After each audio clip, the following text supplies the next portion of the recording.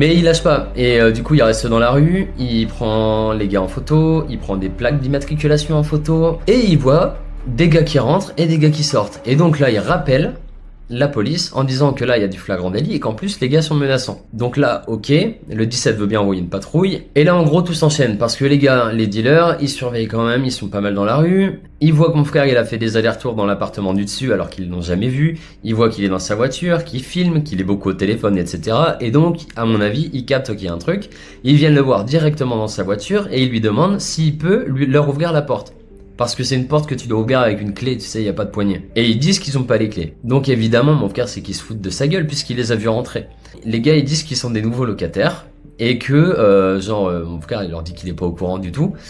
Et ils disent, bah si, en gros, tout est carré, il y a la propriétaire qui va même arriver là dans la soirée parce qu'ils doivent la voir pour je sais pas quoi. Et en gros, il les fait parler, il les laisse s'enfoncer un peu dans leurs mensonges et dans leur merde, il enregistre au mieux qu'il peut. Et là, il leur lâche la bombe. Non mais les gars, le propriétaire c'est moi. Mais bref, en gros ils commencent à capter le truc, ils sentent que ça pue la merde. La police, faut comprendre que cette histoire là, ça dure hein. Ça fait plus d'une demi-heure et la police est toujours pas là. Donc il essaie de gagner du temps. Mais les mecs ont capté qu'il a appelé les flics. Ils proposent de le payer, genre en dédommagement de ça, et qu'en gros, et comme ça, y a pas de problème, il donne rien de ce qu'il a à la police, etc. Et eux, ils sont tranquilles. Ils refusent évidemment.